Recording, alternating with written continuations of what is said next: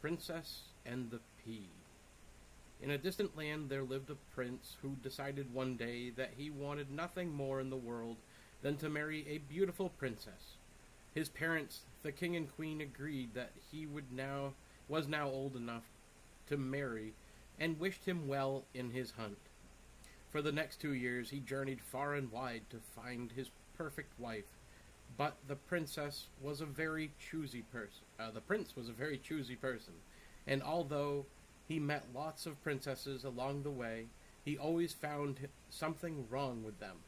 They were either too short or too tall, too fat or too thin, too happy or too sad, or just too nice.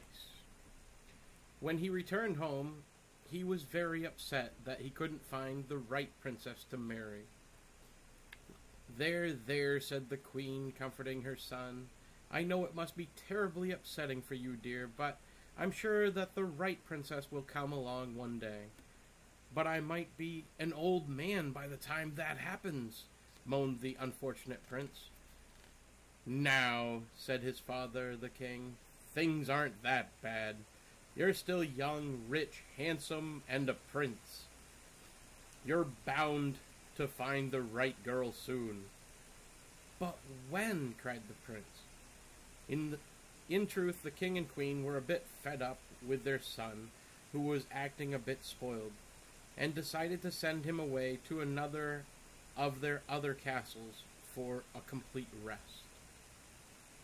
One night there was a terrible storm. Thunder and lightning filled the sky, the windows rattled, and the wind whistled around the rooms of the old castle. As the storm raged on, there was a knock on the castle door. The queen opened it, and standing before her was a young girl who was shivering from the cold and the rain. "My goodness," said the queen, "what a dreadful night to be outside. You're soaked right through, my dear. You better come in, and we'll find you some dry clothes."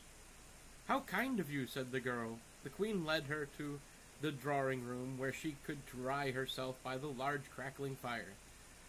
"Do you live nearby?" asked the queen. "No, your majesty," replied the girl.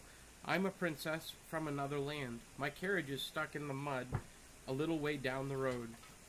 As the queen and the girl talked, the queen began to realize that this young princess might make the perfect wife for her son. She wasn't too short or too tall. She wasn't too fat or too thin. She wasn't too happy or too sad. And although she seemed very nice, she didn't seem to be too nice. But the queen wanted to make sure the girl was a real princess, so that they wouldn't be disappointed. She had an idea how she would find out. "My dear," said the queen, "we can't possibly let you leave on such a terrible night as this. I insist that you stay here tonight. I will get the maidens to make up the bed in one of the guest bed chambers." "That's very kind of you, your majesty," said the girl, who gave a little curtsy and went off to have a steaming hot bath.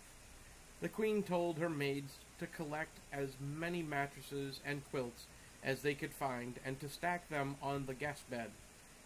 Then she went to the castle kitchen, where she picked out a single dry pea from a jar. She gave the pea to one of the maids, and ordered that it be placed underneath the bottom mattress. The girl's bed was now so tall, she had to use a ladder to get onto it. In the morning, the queen asked the girl if she had a good night's sleep. "Not really," replied the girl. "There was an annoying little lump in my bed that kept me awake all night." This was just the reply that the queen had been hoping for.